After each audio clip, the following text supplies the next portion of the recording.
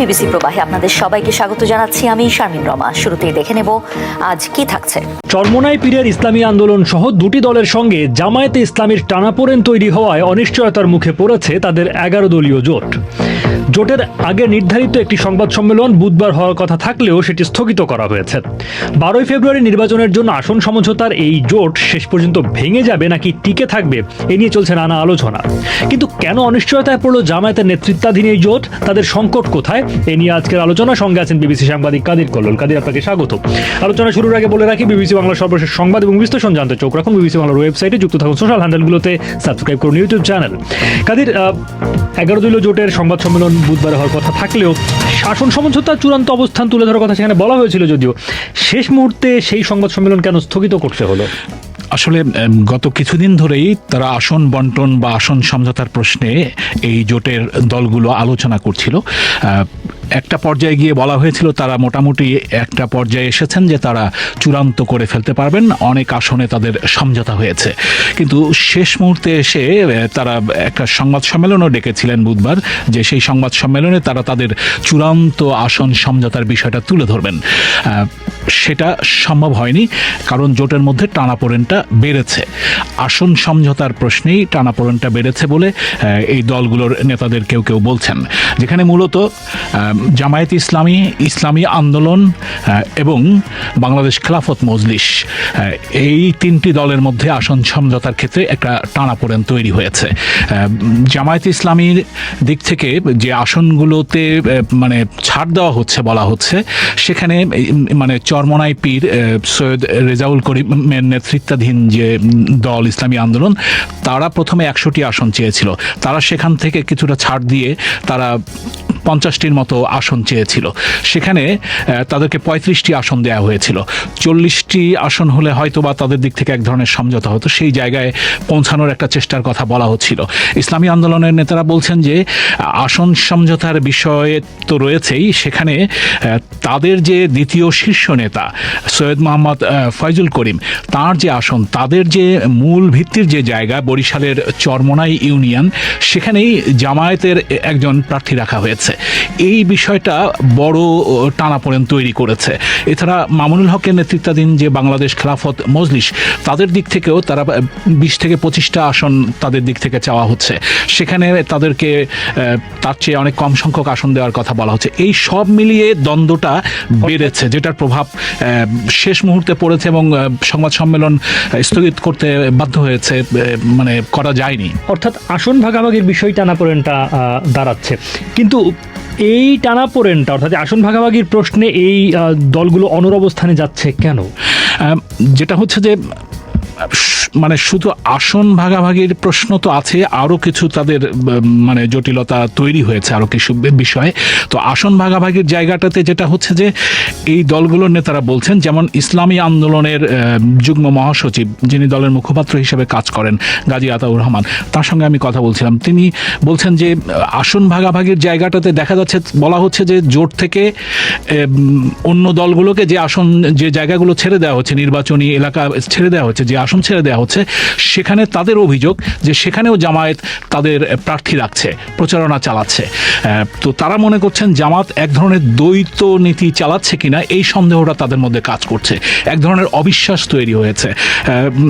ইসলামী আন্দোলনের ওই নেতা বলছেন যে তাদের কাছে মনে হচ্ছে জামাত 300 আসনেই তাদের দলীয় প্রার্থী রাখছে এবং প্রচারণাও চালাচ্ছে। এই জায়গাটা তাদেরকে মানে তাদের মধ্যে সন্দেহটা বাড়িয়েছে, টানাপোড়েনটা বাড়িয়েছে, দ্বন্দ্বটা বাড়িয়েছে। ফলে শেষ মুহূর্তে তারা ওই আস্থার জায়গাটা যেহেতু হারিয়েছেন, ফলে তাদের মধ্যে সমঝোতার জায়গাটা কমে এসেছে। গত কয়েকদিনে কিন্তু দফায় দফায় তাদের মধ্যে মিটিং হচ্ছে। বুধবারও সারাদিন দফায় দফায় বৈঠক হয়েছে, কিন্তু কোনো সমাধানে তারা আসতে পারেননি।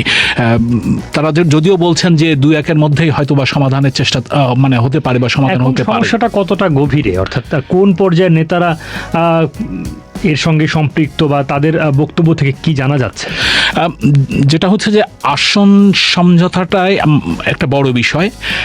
ইসলামী আন্দোলনের নেতাদেরই এখানে বিরোধিতাটা বেশি এবং মামুনুল হকের নেতৃত্বাধীন বাংলাদেশ খেলাফত মজলিস, এই দুই দল মিলেই বিরোধিতাটা বেশি করছে।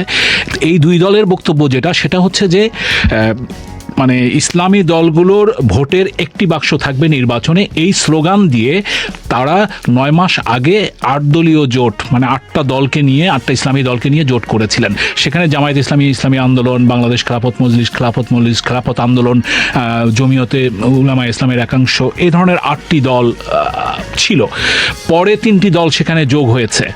ছাত্রদের নেতৃত্বাধীন যে দল জাতীয় নাগরিক পার্টি বা এনসিপি, অলি আহমেদের নেতৃত্বাধীন এলডিপি লিবারেল ডেমোক্রেটিক পার্টি এবং এবি পার্টি, তো এই 3টি দল পরে যুক্ত হয়েছে।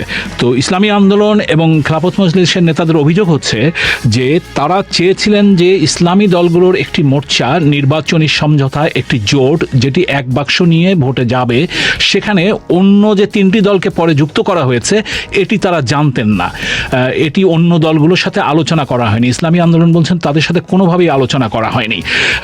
তারপরেও তারা মনে করছিলেন যে এগিয়ে যাওয়া যেতে পারে, কিন্তু আসন সমঝোতার ক্ষেত্রে সেই জায়গাটাতে ঘাটতি হচ্ছে। তো যেটা হচ্ছে যে এই দলগুলোর সাথে কথা বলে যেটা মনে হয়েছে যে তাদের আসন সমঝোতার বিষয় ছাড়াও জামায়াতের নেতৃত্বের জায়গাটাতে জামাত যেভাবে আচরণ করছে সেটা নিয়েও তাদের অনেক অভিযোগ আছে। তারা যেটা বলছেন যে যেমন ইসলামী আন্দোলনের গাজী আতাউর রহমান, তিনি বলছেন যে জামায়াত বিএনপি আওয়ামী লীগের মতো আচরণ করছে, মানে তারাই জোটের নেতা, তারাই জোটের সব কিছু এককভাবে অনেক কিছু সিদ্ধান্ত নিচ্ছে। তারা মনে করছেন যে তাদেরকে অপমান করা হচ্ছে, এই জায়গাটা তারা মেনে নিতে পারছেন না। ফলে এই দ্বন্দ্বটা আসন সমঝোতার চাইতেও দলীয় মানে জোটের সিদ্ধান্ত নেওয়ার ক্ষেত্রে যে একক ভাবে সিদ্ধান্ত নেওয়ার অভিযোগ, সেইটা বড় করে সামনে আনছেন তারা। এই যে অভিযোগ জামায়াত ইসলামের বিরুদ্ধে, দলটির পক্ষ থেকে অর্থাৎ জামায়াত ইসলামের পক্ষ থেকে কি বলা হচ্ছে? জামায়াত ইসলামের নায়েবে আমির সৈয়দ আব্দুল্লাহ মোহাম্মদ তাহেরের সঙ্গে আমি কথা বলছিলাম। তিনি যেটা বলছেন যে তারা মনে করছেন যে মানে এই সমস্যাটা আসন সমঝোতার ক্ষেত্রে 2-1টি আসন নিয়ে সমঝোতা আছে, তার বক্তব্য। তারা মনে করেন যে এটা আলোচনার মাধ্যমে তারা সমাধান করার চেষ্টা করছেন, আলোচনার মাধ্যমে সমাধান সম্ভব। কিন্তু দলটির বিরুদ্ধে যেসব অভিযোগ আনা হয়েছে অন্য দলগুলো থেকে, সেটি তারা মানতে রাজি নন। তারা বলছেন যে তারা সব দলের সঙ্গে আলোচনা করেই সিদ্ধান্ত নিচ্ছেন এবং সেখানে সমন্বয় কমিটি আছে, সমন্বয় কমিটি আলোচনা করে সিদ্ধান্ত নিয়েছে। মানে দলগুলোর ভিতরে একটা সমন্বয় করার জন্য সমন্বয় কমিটি আছে, সেই সমন্বয় কমিটি আলোচনা করছে। কিন্তু এই তাদের সেই বক্তব্য কিন্তু মানতে রাজি নয় ইসলামী আন্দোলন। তারা বলছে যে তারা অনেক কিছুই জানছেন না যেগুলো সিদ্ধান্ত হচ্ছে। বিশেষ করে তারা উদাহরণ দিচ্ছেন যে এনসিপি সহ 3টি দলকে যে আসন দিয়ে দেওয়া হয়েছে, বলা হচ্ছে যে এনসিপিকে 30টি আসন, এবি পার্টিকে 3টি আসন, এলডিপিকে 5টি আসন, এই ধরনের যে ভাগগুলো করা হয়েছে এটি সম্পর্কে তারা ধারণা নেই। মানে এই বিষয়গুলো তারা সামনে আনছেন। তাহলে শেষ পর্যন্ত কি হতে যাচ্ছে বলে ধারণা পাওয়া যায়? জোট ভেঙে যাবে নাকি টিকে থাকবে? মানে এইটার জন্য আরো মানে 2 দিন হয়তো অপেক্ষা করতে হবে যে চূড়ান্ত অবস্থানটা কি আসে। যেহেতু মানে একটা তৎপরতা আছে তাদের মধ্যে যে একটা সমঝোতায় আনার চেষ্টা, এই মুহূর্তে যদি জোট ভেঙে যায় তাহলে সেটার একটা প্রভাব নির্বাচনেও গিয়ে পড়তে পারে। তখন ইসলামী আন্দোলন বা বাংলাদেশ খেলাফত মজলিস যদি বেরিয়ে যায়, সেটার একটা প্রভাব জামাতের জন্য, মানে জামায়াত ইসলামের জন্য নেতিবাচক হতে পারে। সেই জায়গাটাতে জামায়াতের দিক থেকে এবং অন্য দলগুলোর দিক থেকেও এক ধরনের চেষ্টা আছে। বাংলাদেশ খেলাফত মজলিসের আমির মামুনুল হক তিনি যেটা বলছেন যে তারা চেষ্টা করছেন, শেষ মুহূর্ত পর্যন্ত চেষ্টা করবেন জোটটাকে টিকিয়ে রাখার জন্য, এই জোট যেন ঐক্যবদ্ধ থেকে নির্বাচনে যেতে পারে, সেই চেষ্টা তাদের থাকবে, সেটা তারা বলছেন। ইসলামী আন্দোলনের নেতারা বলছেন যে জোট টিকিয়ে রাখার চেষ্টা হচ্ছে, কিন্তু মানে দলটির একাধিক নেতার সাথে আমার কথা বলে যেটা মনে হয়েছে যে তারা আসলে শেষ পর্যন্ত এই জোটে থাকবেন নাকি বেরিয়ে যাবেন, মানে এক ধরনের একটা সিদ্ধান্ত তারা হয়তো নিয়ে ফেলেছেন। যদিও তৎপরতা আছে, উদ্যোগ আছে আলোচনার, কিন্তু মনে হয় যে এক ধরনের সিদ্ধান্ত তারা নিয়ে ফেলেছেন যে মানে এই জোটে থাকার প্রশ্নে নেতিবাচক এক ধরনের মনোভাব দলটির নেতাদের মধ্যে আমি শেষ সময় পর্যন্ত তাদের সঙ্গে কথা বলেছি মনে হয়েছে। তারপরেও এখন বৃহস্পতিবার শুক্রবার 2 দিন ধরে আলোচনা চলবে, এটা তারা বলছেন। কি দাঁড়ায় সেটা দেখার বিষয়। আসলে যদি এরপরে টিকেও থাকে, যে তিক্ততা এখন তৈরি হয়েছে সেটা আসলে কিভাবে প্রভাবিত করতে পারে এই জোটকে, জোটের নির্বাচনী ফলাফলকে, এবং সেক্ষেত্রে এই জোটটি কতটা কাজে আসবে বা ফল দেবে বলে তারা মনে করছেন? যদিও জামায়াত ইসলামী বলছে যে জোট টিকে থাকলে পরে নেতিবাচক কোনো প্রভাব পড়বে না, গত মানে টানাপোড়েন বা দ্বন্দ্ব যেগুলো হয়েছে এর কোনো প্রভাব পড়বে না, তারা এটা মনে করেন। কিন্তু মানে অন্য দলগুলোর একাধিক নেতার সাথে অনানুষ্ঠানিক যে আলোচনা হয়েছে তাতে মনে হয়েছে যে তাদের মধ্যে এক ধরনের সন্দেহ, অবিশ্বাস, আস্থার অভাব যেহেতু রয়েছে, সেইটা কতটা আসলে এই ফাটলটা কতটা আসলে শক্তভাবে ঐক্যবদ্ধভাবে আগের মতো এগিয়ে যেতে পারবে সেই জায়গায় সন্দেহ থাকে। আমি একজন লেখক এবং মানে ধর্ম নিয়ে কাজ করেন শরীফ মোহাম্মদ, তার সঙ্গে কথা বলছিলাম। তিনি যেটা বলছিলেন যে যেহেতু মানে আলোচনাটা অনেক আগেই মানে সমাধান করা যেত কিনা বা সমঝোতা করা যেত কিনা সেই জায়গাটা হয়নি, শেষ মুহূর্তে এসে তিক্ততাটা বেড়েছে এবং সন্দেহ আস্থার অভাবটা আছে, ফলে একটা ফাটল ধরেছে। তো জোট থাকলেও সেইটা আসলে শেষ পর্যন্ত সেই ফাটল থেকে দলগুলো বেরিয়ে এসে মানে একেবারে ঐক্যবদ্ধভাবে মানে বিশ্বাস নিয়ে কাজ করতে পারবে সেটা তার সন্দেহ থাকে আর কি। কারণ হিসেবে তিনি বলছেন যে যদিও ইসলামী আন্দোলন, খেলাফত মজলিস বা অন্যান্য যে ইসলামী দলগুলো আছে তাদের সাথে জামায়াতের কিন্তু আগে আদর্শিক একটা জায়গায় পার্থক্য ছিল, আকিদার প্রশ্নে, রাজনৈতিক তৎপরতা, কর্মকাণ্ডের প্রশ্নে। সেইটাকে মানে এড়িয়ে তারা নির্বাচনী সমঝোতার জন্য ইসলামী দলগুলোর একটা জোট করার কথা বলেছিল। তখন যে তারা আন্দোলনও করেছিল এই অন্তর্বর্তীকালীন সরকারের সময়, তারা মানে মানে নির্বাচনের বিভিন্ন ইস্যু নিয়ে তারা মানে সমাবেশ করেছে বিভিন্ন জায়গায় ঐক্যবদ্ধভাবে। তো সেই জায়গাটা অনেকটা থিতিয়ে গেছে, এটা ওই বিশ্লেষক মনে করছেন। তিনি মনে করছেন যে এই জায়গাটা আবারও ঐক্যবদ্ধ করা এবং সেটা জোটের নির্বাচনে প্রভাব পড়বে না এটা বলা মুশকিল। 1979 সালের ইসলামী বিপ্লবের পর সম্ভবত সবচেয়ে বড় চ্যালেঞ্জের মুখে পড়েছে দেশটির শাসক গোষ্ঠী। প্রায় 2 সপ্তাহ ধরে দেশ জুড়ে রাস্তায় রাস্তায় বিক্ষোভ, সরকারি কঠোর অভিযানে হাজার হাজার মৃত্যুর অভিযোগ, ইন্টারনেট বন্ধ। আর এর মধ্যেই সরাসরি হুমকি দিলেন মার্কিন প্রেসিডেন্ট ডোনাল্ড ট্রাম্প। বিবিসির মার্কিন অংশীদার সিবিএস নিউজকে দেয়া এক সাক্ষাৎকারে ডোনাল্ড ট্রাম্প বলেন, ইরান যদি বিক্ষোভকারীদের মৃত্যুদণ্ড কার্যকর করে তাহলে যুক্তরাষ্ট্র খুব শক্ত প্রতিক্রিয়া দেখাবে। ট্রাম্পের ভাষায়, যদি তারা তাদের ফাঁসি দেয় তাহলে অনেক কিছু দেখতে পাবেন, আমরা খুব শক্ত পদক্ষেপ নেব। একই সঙ্গে নিজের সামাজিক মাধ্যম ট্রুথ সোশ্যালে তিনি ইরানিদের সরকার বিরোধী আন্দোলন চালিয়ে যাওয়ার আহ্বান জানান। লিখেন, ইরানি দেশপ্রেমিকরা বিক্ষোভ চালিয়ে যান, নিজেদের প্রতিষ্ঠানগুলোর নিয়ন্ত্রণ নিন, খুনি ও নিপীড়কদের নাম মনে রাখুন, তাদের বড় মূল্য দিতে হবে, সহায়তা আসছে। তবে বিবিসির আন্তর্জাতিক সম্পাদক জেরেমি বোয়েনের বিশ্লেষণ বলছে, ইরানের বিক্ষোভকারী এবং তাদের বিদেশি সমর্থকরা যদিও আশা করছিল যে তেহরানের ইসলামী শাসন ব্যবস্থা হঠাৎ করেই শেষ পর্যায়ে পৌঁছে গেছে, তবে বর্তমান অবস্থা হলো যদিও এর পতন হচ্ছে কিন্তু সেটি ধীরে ধীরে। এখন প্রশ্ন হচ্ছে, ইরানের শাসন ব্যবস্থা কি ধীরে ধীরে ভেঙে পড়ছে নাকি সামনে আছে হঠাৎ পতন? গত 2 সপ্তাহের অস্থিরতা ইরানের শাসক গোষ্ঠীর জন্য তৈরি করেছে বড় এক সংকট। ইরানিদের ক্ষোভ নতুন নয়, কিন্তু এবারের বিস্ফোরণ ত্বরান্বিত হয়েছে একাধিক কারণে। গত 2 বছরে যুক্তরাষ্ট্র ও ইসরায়েলের সামরিক চাপ, এর সঙ্গে যোগ হয়েছে ভয়াবহ আর্থিক দুরবস্থা। 2025 সালে খাদ্য মূল্যস্ফীতি ছাড়িয়েছে 70%। ডিসেম্বরে ইরানের মুদ্রা রিয়াল নেমে গেছে ইতিহাসের সর্বনিম্নে। তার উপর 2015 সালের পারমাণবিক চুক্তির আওতায় তুলে নেওয়া জাতিসংঘের নিষেধাজ্ঞা 2024 সালের সেপ্টেম্বরে আবার ফিরিয়ে আনে যুক্তরাজ্য, জার্মানি ও ফ্রান্স। এত চাপের পরও কেন ইরানের শাসন ব্যবস্থা ভেঙে পড়ছে না? এর সবচেয়ে বড় কারণ নিরাপত্তা বাহিনীর অনুগত থাকা। 1979 সালে ইসলামী বিপ্লবের পর ইরান গড়ে তুলেছে এক নির্মম দমনপীড়ন নেটওয়ার্ক। এর কেন্দ্রে রয়েছে ইরানি ইসলামী রেভলিউশনারি গার্ড কর্প, IRGC।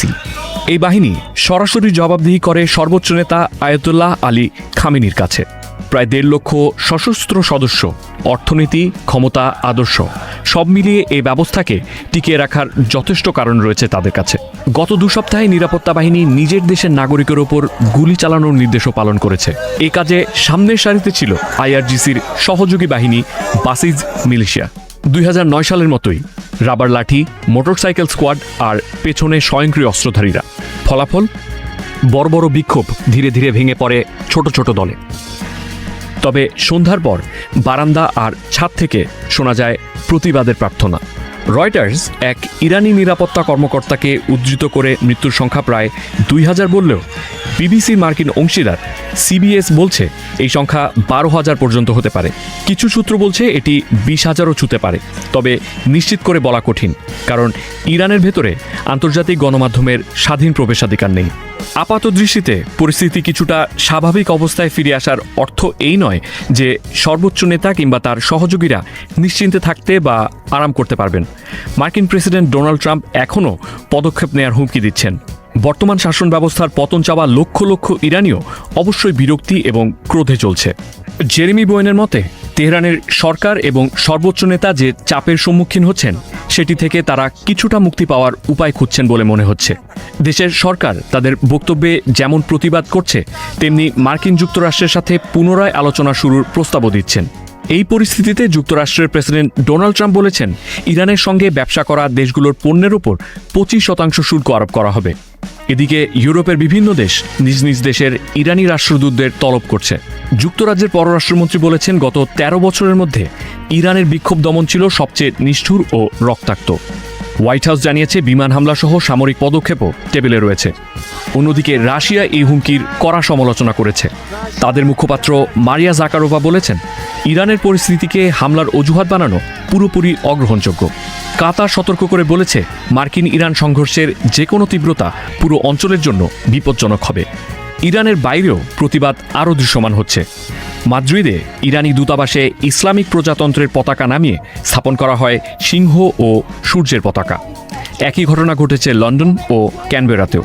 ইরানের সাবেক যুবরাজ রেজা পাহলভি বিক্ষোভকারীদের উদ্দেশ্যে বলেছেন, এই সংগ্রাম চালিয়ে যান, অপরাধীদের নাম লিখে রাখুন, একদিন তাদের শাস্তি হবে। তিনি ইরানি সেনাবাহিনীকে জনগণের পাশে দাঁড়ানোর আহ্বানও জানিয়েছেন। মধ্যপ্রাচ্যে যুক্তরাষ্ট্রের সবচেয়ে প্রিয় মিত্র ইসরায়েল। এই ইসরায়েলকে কাজে লাগিয়ে মধ্যপ্রাচ্যে ত্রাসের রাজত্ব কায়েম করেছে ওয়াশিংটন, যার ঘোর বিরোধী ইরান। ইসরায়েল ও যুক্তরাষ্ট্রকে নিজের জাত শত্রু হিসেবে বিবেচনা করে আয়াতুল্লাহ আলী খামেনি। মধ্যপ্রাচ্যের বাকিরা যেখানে ভয়ে কাবু, সেখানে জবাব দিতে দ্বিধা করে না খামেনি প্রশাসন। এই কারণেই খামেনি সরকারের পতনে এমন উঠে পড়ে লেগেছে ওয়াশিংটন। আন্তর্জাতিক একের পর এক নিষেধাজ্ঞায় দুর্বল করে দিয়েছে দেশটির অর্থনীতিকে। জীবনযাত্রার ব্যয় মেটাতে বাধ্য হয়ে রাস্তায় নেমেছে মানুষ। এই সুযোগেই বিক্ষোভকারীদের উস্কে দিয়েছেন ট্রাম্প। এতেও যখন দমানো যাচ্ছে না খামেনিকে, তখন দেশটির বাণিজ্য অংশীদারদের টার্গেট করেছেন মার্কিন প্রেসিডেন্ট। ইরান থেকে মুখ ফিরিয়ে নিতে চাপ দিচ্ছেন তিনি। ঘোষণা দিয়েছেন, ইরানের সঙ্গে ব্যবসা করলে 25% শুল্ক চাপানোর।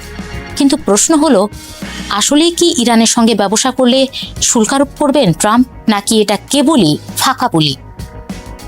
আন্তর্জাতিক নিষেধাজ্ঞা ও অভ্যন্তরীণ তুমুল বিক্ষোভেও যখন টলানো যাচ্ছে না খামেনি সরকারকে, ইঙ্গিত মিলছে না সরকার পতনের, তখন ইরানকে আরও চাপে ফেলতে 12 জানুয়ারি দেশটির ক্রেতা দেশগুলোর ওপর 25% শুল্কারোপের ঘোষণা দেন ট্রাম্প।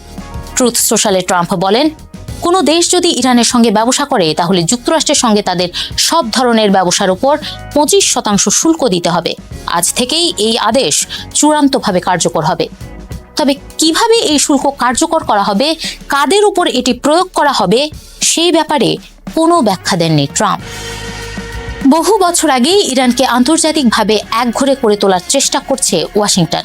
দেশটির ওপর জারি আছে বেশ কিছু নিষেধাজ্ঞা। এরপরও থেমে নেই দেশটির বাণিজ্যিক কার্যক্রম। সব মিলিয়ে প্রায় 100টিরও বেশি দেশ ইরানের সঙ্গে বাণিজ্য করে, যার মধ্যে সবচেয়ে বড় অংশীদার চীন। 2025 সালের অক্টোবর পর্যন্ত গত এক বছরে চীন একাই ইরান থেকে $14 বিলিয়ন বেশি পণ্য কিনেছে। ইরানের কাস্টমস প্রশাসনের তথ্যের উপর ভিত্তি করে এই তথ্য দিয়েছে ট্রেড ডেটা মনিটর। ইরানের সঙ্গে বাণিজ্যে চীনের পরই অবস্থান ইরাকের। তেহরানের কাছ থেকে $10.5 বিলিয়ন পণ্য কেনে ইরাক। এর পরের অবস্থান আছে সংযুক্ত আরব আমিরাত ও তুরস্ক। ইরানের সঙ্গে দেশ দুটির পণ্য কেনার পরিমাণ বছরে $7 বিলিয়নেরও বেশি। এছাড়াও আফগানিস্তান, পাকিস্তান, ওমান, ভারত ও রাশিয়াও ইরানের পণ্যের অন্যতম ক্রেতা। মূলত এই দেশগুলোর কাছে জ্বালানি বিক্রি করে ইরান। এছাড়াও খাদ্যপণ্যের মধ্যে পেস্তা বাদাম ও টমেটো রপ্তানি করেই বেশি আয় করে ইরান। বিপরীতে মোট রপ্তানির চেয়ে অনেক বেশি পরিমাণ পণ্য আমদানি করতে হয় ইরানকে। যার বেশিরভাগই খাদ্যপণ্য। তবে সম্প্রতি স্বর্ণ আমদানি উল্লেখযোগ্য হারে বাড়িয়েছে ইরান। 2025 সালের অক্টোবর পর্যন্ত এক বছরে প্রায় $6.7 বিলিয়ন স্বর্ণ আমদানি করে ইরান। আগের বছর যার পরিমাণ ছিল $4.8 বিলিয়ন। মূলত ভবিষ্যৎ সংকট মোকাবেলার জন্যই এমন সিদ্ধান্ত খামেনি সরকারের। ট্রাম্পের ঘোষণা অনুযায়ী ইরানের বাণিজ্য অংশীদারদের ওপর 25% শুল্ক 12 জানুয়ারি থেকে কার্যকর হওয়ার কথা, যদিও এটি বাস্তবায়নের বিষয়ে এখন পর্যন্ত কোনো ব্যাখ্যা দেয়নি হোয়াইট হাউস। কাজেই পরিষ্কার নয় ইরানের সঙ্গে বাণিজ্য করা সব দেশের ওপর এটি প্রয়োগ হবে নাকি কেবল বড় অংশীদারদের উপর। তাছাড়া এই 25% শুল্ক অতিরিক্তভাবে বসবে নাকি আগের শুল্কের সঙ্গে সমন্বয় করা হবে তাও পরিষ্কার নয়। কোন আইনের আওতায় এসব শুল্কারোপ হবে সেটা নিয়েও প্রশ্ন আছে, কেননা গত এপ্রিলে international emergency economic powers act IEEPA আইনের আওতায় ট্রাম্প বিশ্বজুড়ে শুল্কারোপ করলেও সেটা এখন আইনি চ্যালেঞ্জের মুখে, যা বাতিল হলে ভয়াবহ চ্যালেঞ্জের মুখে পড়তে পারে ট্রাম্প প্রশাসন। এর মধ্যে ইরানের বাণিজ্য অংশীদারদের নতুন করে দেওয়া শুল্ক হুমকিকে তাই ট্রাম্পের ফাঁকা আওয়াজ হিসেবেই দেখতে শুরু করেছেন অনেক বিশ্লেষক, কেননা ট্রাম্প হুমকি দিলেও বাস্তবে এটি কার্যকর করা বেশ কঠিন। ইরানের অর্থনীতি ভেঙে দিতে ট্রাম্প বাণিজ্য অংশীদারদের শুল্ক হুমকি দিলেও বাস্তবতা বলছে এটি বাস্তবায়ন করা অত্যন্ত কঠিন, কেননা আন্তর্জাতিক নিষেধাজ্ঞার মধ্যে তেল রপ্তানির গোপন কৌশল রপ্ত করে ফেলেছে দেশটি। এক্ষেত্রে শ্যাডো জাহাজ ব্যবহার করে তেল রপ্তানি করছে তেহরান, যে জাহাজগুলো শনাক্ত করা অত্যন্ত কঠিন। এর বাইরে ডলারের বদলে চীনা ইউয়ানে তেল বিক্রি করছে খামেনি প্রশাসন, যে কারণে এটি ধরা বেশ দুরূহ। যার প্রমাণ মেলে আন্তর্জাতিক নিষেধাজ্ঞার পরও 2024 সালে তেল রপ্তানি থেকে দেশটির বিলিয়ন বিলিয়ন ডলার আয়ের দিকে তাকালেও। এছাড়া ট্রাম্প শুল্ক কার্যকরের সিদ্ধান্ত থেকে সরে না আসলে চীনের সঙ্গেও দ্বন্দ্ব দেখা দিতে পারে, কেননা ইরানের সবচেয়ে বড় বাণিজ্যিক অংশীদার চীন। কাজেই ট্রাম্প শুল্কারোপের সিদ্ধান্তে অনড় থাকলে আগের বারের মতো এবারও পাল্টা পদক্ষেপ নিতে পারে চীন। আগেরবার পাল্টা শুল্কারোপ ছাড়াও বিরল খনিজ রপ্তানিতে বিধিনিষেধ আরোপ করেছিল বেজিং, যে কারণে ধোপে টেকেনি ওয়াশিংটনের কঠোর অবস্থান। বাধ্য হয়ে চীনের সঙ্গে সমঝোতায় আসতে হয়েছে ট্রাম্প প্রশাসনকে, তাই এবারও তেমনটি হবে বলেই মনে করেন বিশ্লেষকরা। ইরানের মূল শক্তি তাদের বিশাল তেলের মজুত। বিশ্বের শীর্ষ 10 তেল উৎপাদনকারী দেশের মধ্যে অন্যতম ইরান। যদিও বছরের পর বছর অর্থনৈতিক অব্যবস্থাপনা, তেল বিক্রি কমে যাওয়া এবং কঠোর আন্তর্জাতিক নিষেধাজ্ঞায় ভয়াবহভাবে ক্ষতিগ্রস্ত হয়েছে ইরানের অর্থনীতি। এতে দেশটির 9 কোটি 20 লাখ মানুষের বড় অংশ তাদের নিত্য প্রয়োজনীয় জিনিস, খাবার, বিদ্যুৎ ও গ্যাসের চাহিদা মেটাতে হিমশিম খাচ্ছে। সরকারি বিধিনিষেধের কারণে নারীরা কাজের সুযোগ পাচ্ছে না, কর্মসংস্থানেরও হার কমেছে, মূল্যস্ফীতি ছড়িয়ে গেছে 40% ঘর, মুদ্রার অবস্থা আরও খারাপ। মার্কিন ডলারের বিপরীতে রেকর্ড দর পতন হয়েছে ইরানি রিয়ালের, ফলে বেড়েছে আমদানি ব্যয়, কঠিন হয়ে উঠেছে জীবন, যাকে সুযোগ হিসেবে কাজে লাগিয়ে খামেনিকে হটাতে চেষ্টা চালাচ্ছেন ট্রাম্প। ইরানে যখন বড় কোনো ঘটনা ঘটে তখন তথ্য অবাধে প্রবাহিত হয় না, তা ছেকে দেয়া হয়, দেরিতে প্রকাশ করা হয়, আর কোনো সময় তা পুরোপুরি চেপে রাখা হয়। সাংবাদিকদের জন্য ইরান থেকে সংবাদ সংগ্রহ করা বিশ্বের সবচেয়ে কঠিন দায়িত্বগুলোর একটি।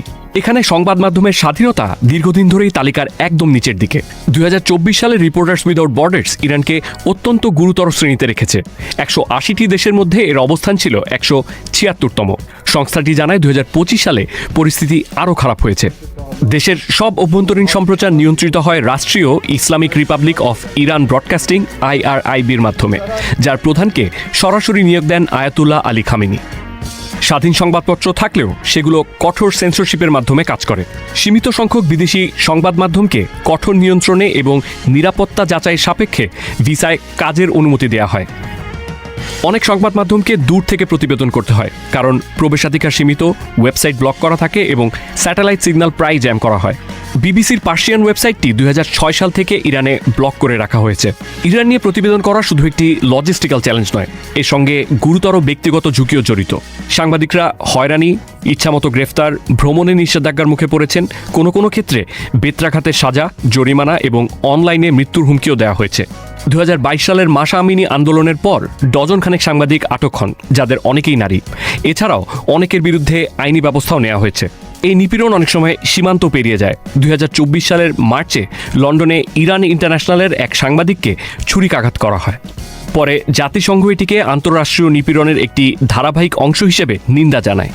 2025 সালের জুনে দেয়া এক বিবৃতিতে বিবিসি জানায়, 1 দশকেরও বেশি সময় ধরে ইসলামী প্রজাতন্ত্র বিবিসি পার্সিয়ানের সাংবাদিকদের এবং ইরানে থাকা তাদের পরিবারকে হয়রানি ও ভয়ভীতি দেখিয়ে আসছে। এর মধ্যে লন্ডনে থাকা বিবিসি সাংবাদিক ও তাদের পরিবারের বিরুদ্ধে মৃত্যুর হুমকি, ইরানে তাদের সম্পত্তি জব্দ, পাশাপাশি অনলাইন ও লিঙ্গভিত্তিক হয়রানি অন্তর্ভুক্ত। বেশিরভাগ বিদেশি গণমাধ্যম কার্যত নিষিদ্ধ বা কঠোরভাবে সীমাবদ্ধ থাকায় ইরান থেকে তথ্য বের হওয়ার প্রধান অবলম্বন হল ইন্টারনেট, আর সেটি আবার নিয়ন্ত্রণের প্রধান হাতিয়ার। কর্তৃপক্ষ নিয়মিতভাবে মোবাইল ডেটার গতি কমায়, বিভিন্ন প্ল্যাটফর্ম ব্লক করে আর অস্থিরতার সময় প্রায় সম্পূর্ণ শাটডাউন আরোপ করে, বিশেষ করে 2019, 2022, 2025 সালের জুন এবং চলমান বিক্ষোভের মধ্যেও। এই নিয়ন্ত্রণের কেন্দ্রবিন্দু হল ন্যাশনাল ইনফরমেশন নেটওয়ার্ক। এটি দেশটির ইন্টারনেট অবকাঠামো, যা স্থানীয় সেবাগুলো চালু রেখে বৈশ্বিক ইন্টারনেট বিচ্ছিন্ন করতে পারে। একে প্রায় চীনের গ্রেট ফায়ারওয়ালের সঙ্গে তুলনা করা হয়। গত বছর ইরান ইসরায়েল সংঘাতের সময় পর্যবেক্ষকেরা প্রায় সম্পূর্ণ ব্ল্যাকআউটের নথি পেয়েছেন। আন্তর্জাতিক সংযোগ স্বাভাবিকের তুলনায় সামান্য অংশে নেমে এলেও দেশীয় ইন্টারনেটে অভ্যন্তরীণ সেবাগুলো চালু ছিল। জরিপগুলো ইঙ্গিত দেয় প্রায় 80% ইরানি ইন্টারনেট ব্যবহারকারী নিষেধাজ্ঞা এড়াতে ভিপিএনের উপর নির্ভর করেন। সাম্প্রতিক ব্ল্যাকআউট ও বিক্ষোভের সময় স্টারলিংকের সিগন্যাল জ্যাম করা হয়েছে এমন বিশ্বাসযোগ্য প্রতিবেদনও রয়েছে। এসবের ফলে ইরানের তথ্য যাচাই করার বিষয়টি নিজেই একটি যুদ্ধে পরিণত হয়েছে। ইউজার জেনারেটেড কন্টেন্ট, এআই দিয়ে বানানো ভুয়া উপাদান আর বিভ্রান্তিকর তথ্য সত্যকে ঝাপসা করে যাচাই ও নিরাপত্তার মানদণ্ডকে আরও কঠিন করে তোলে। তাই যখন ইরান থেকে আসা কোনো ফুটেজ দেখবেন, মনে রাখবেন তা এসেছে এক দীর্ঘ ও ঝুঁকিপূর্ণ পথ পেরিয়ে, চরম ঝুঁকির মধ্যে ধারণ করা ব্ল্যাকআউট ও ফায়ারওয়াল এবং ভুয়া তথ্যের এক ঝড় পেরিয়ে। ইরানে চলমান সরকার বিরোধী বিক্ষোভ ঘিরে দেশটিতে যুক্তরাষ্ট্রের সম্ভাব্য সামরিক হস্তক্ষেপের আশঙ্কা নতুন করে জোরালো হয়েছে। বিক্ষোভকারীদের ওপর দমন পীড়ন অব্যাহত থাকলে সামরিক পদক্ষেপ নেওয়ার হুমকি দিয়েছেন মার্কিন প্রেসিডেন্ট ডোনাল্ড ট্রাম্প।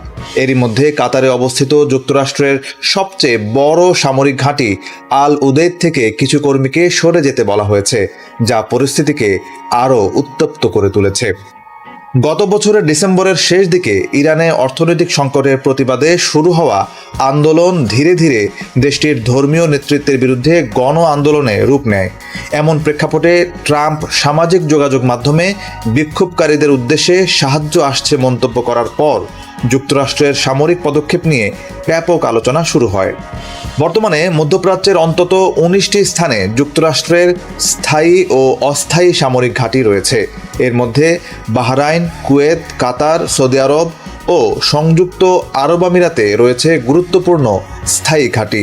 কাতারের আল উদেইদ বিমান ঘাঁটি থেকে সাম্প্রতিক কর্মী প্রত্যাহারের নির্দেশকে কৌশলগত অবস্থান পরিবর্তন হিসেবে ব্যাখ্যা করছেন কূটনীতিকরা।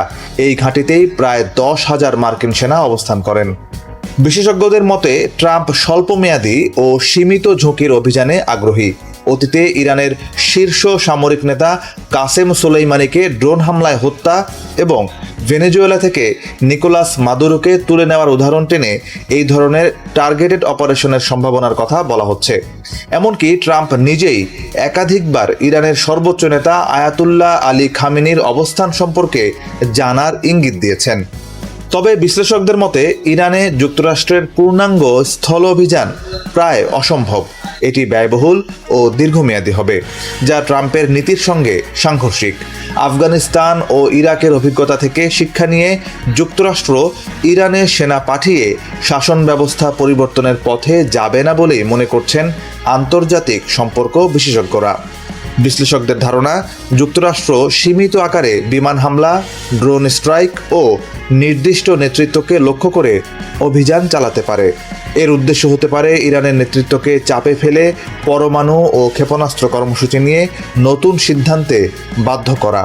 সব মিলিয়ে ইরান ইস্যুতে যুক্তরাষ্ট্রের সামনে বিকল্প থাকলেও পূর্ণাঙ্গ যুদ্ধের বদলে সীমিত ও নির্দিষ্ট সামরিক পদক্ষেপই বেশি বাস্তবসম্মত বলে মনে করছেন বিশ্লেষকরা।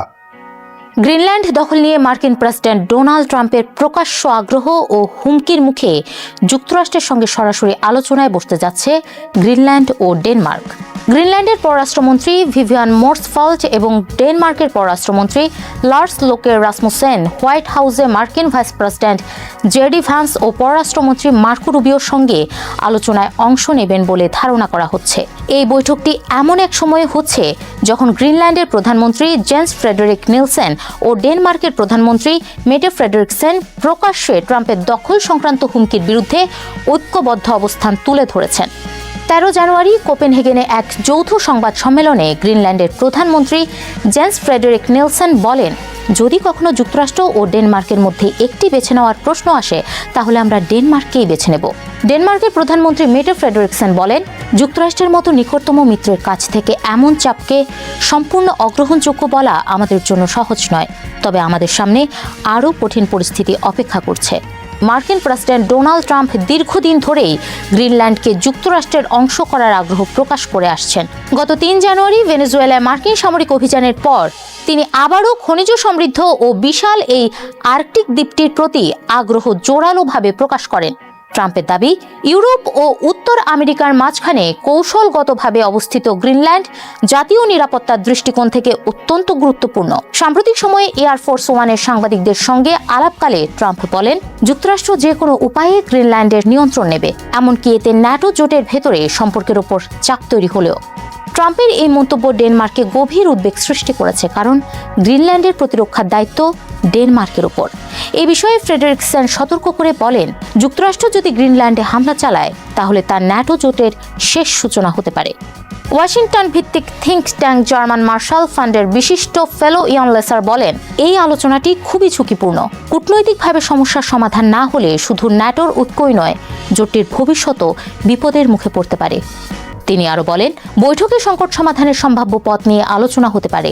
এর মধ্যে গ্রিনল্যান্ডের প্রতিরক্ষা জোরদারে নতুন ইউরোপীয় প্রতিশ্রুতি, আশেপাশের সমুদ্র সীমার নিরাপত্তা এবং গ্রিনল্যান্ডের খনিজ সম্পদে যুক্তরাষ্ট্রের অগ্রাধিকার ভিত্তিক প্রবেশাধিকার নিয়ে সমান্তরাল আলোচনা থাকতে পারে। তবে বৈঠকটি তীব্র তিক্ততায়ও শেষ হতে পারে।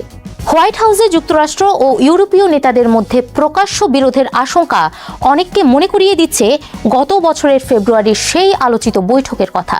ওই বৈঠকে মার্কিন president Donald Trump, JD Vance ও ইউক্রেনের প্রেসিডেন্ট ভলোদিমির জেলেনস্কির মধ্যে তীব্র বাকবিনিময় হয়েছিল। সে সময় ট্রাম্প ও ভ্যান্স জেলেনস্কির বিরুদ্ধে সম্মান না দেখানোর অভিযোগ তোলেন। বৈঠকটি ক্যামেরার সামনে উত্তপ্ত পরিস্থিতিতে পরিণত হয় এবং প্রকাশ্য চিৎকার চেঁচামেচির দৃশ্য বিশ্বজুড়ে আলোচনার জন্ম দেয়। সুইডেনের সাবেক প্রধানমন্ত্রী কার্ল বিলডট এই পরিস্থিতিকে গভীর সংকট বলে বর্ণনা করেছেন। তার মতে 14 জানুয়ারি বৈঠক থেকে দ্রুত কোনো কূটনৈতিক সমাধান আসার সম্ভাবনা খুবই কম। সিএনবিসির ইউরোপ আর্লি এডিশন অনুষ্ঠানে বিলডট বলেন, ভাইস প্রেসিডেন্ট জেডি ভ্যান্সকে বৈঠকের নেতৃত্ব দেওয়ার সিদ্ধান্ত পরিস্থিতিকে আরও কঠিন করে তুলেছে। মার্কো রুবিও তুলনামূলকভাবে নমনীয় মনোভাব দেখালেও জেডি ভ্যান্স ডেনমার্কের প্রতি সরাসরি অপমানজনক আচরণ করছেন এবং অত্যন্ত অদ্ভুত দাবি তুলছেন। তিনি আরও বলেন, আমি একটি খুব কঠিন বৈঠক আশা করছি, কোনো সমাধান নয়। সর্বোচ্চ যা হতে পারে তা হলো আলোচনার একটি প্রক্রিয়া শুরু। ওয়াশিংটন ভিত্তিক think tank Center for Strategic and International স্টাডিজের সহযোগী ফেলো অটো সেভেনসেন বলেন, মার্কিন হুমকির মুখে গ্রিনল্যান্ড ও ডেনমার্ক নিজেদের মধ্যকার উত্তেজনা সরিয়ে ঐক্যবদ্ধ হয়েছে। এই বৈঠক থেকে বোঝা যাবে ট্রাম্প প্রশাসন গ্রিনল্যান্ড অধিগ্রহণে কতটা দৃঢ় এবং দ্বিপাক্ষিক সম্পর্ক সম্পূর্ণ ভেঙে পড়ার ঝুঁকি তারা কতটা নিতে প্রস্তুত। তিনি আরো বলেন, গ্রিনল্যান্ড ও ডেনমার্কের জন্য সবচেয়ে ভালো ফল হবে এমন একটি যৌথ বিবৃতি যেখানে গ্রিনল্যান্ডের সার্বভৌমত্ব এবং ডেনমার্কের সঙ্গে তার অবস্থান স্পষ্টভাবে নিশ্চিত করা হবে। এর বাইরে কিছু হলে ভবিষ্যতে হুমকি ও চাপ অব্যাহত থাকার আশঙ্কা থাকবে। তিনি সতর্ক করে বলেন, বিনিময়ে ড্যানিশ ও গ্রিনল্যান্ডের প্রতিনিধিরা যুক্তরাষ্ট্রের সঙ্গে অর্থনৈতিক ও নিরাপত্তা সহযোগিতা পুনর্বিবেচনার প্রস্তাব দিতে পারে। এর মধ্যে গ্রিনল্যান্ডের খনি খাতে মার্কিন কোম্পানির জন্য আরও অনুকূল সুযোগ এবং আর্কটিক নিরাপত্তায় অতিরিক্ত ড্যানিশ বিনিয়োগের বিষয় থাকতে পারে। গত সপ্তাহে একাধিক ইউরোপীয় নেতা গ্রিনল্যান্ডের পক্ষে প্রকাশ্যে সমর্থন জানিয়েছেন। তাদের মতে গ্রিনল্যান্ড ও ডেনমার্ক সংক্রান্ত সিদ্ধান্ত নেওয়ার অধিকার একমাত্র তাদেরই। এই বিবৃতিতে স্বাক্ষর করেন প্রেসিডেন্ট ইমানুয়েল মাখো, চ্যান্সেলর ফ্রিডরিক মের্স, প্রধানমন্ত্রী কিয়ার স্টারমার সহ ইতালি, স্পেন ও পোল্যান্ডের নেতারা। সবাইকে শুভকামনা জানিয়ে আমি শারমিন রমাজ এখানে বিদায় নিচ্ছি। ভালো থাকবেন।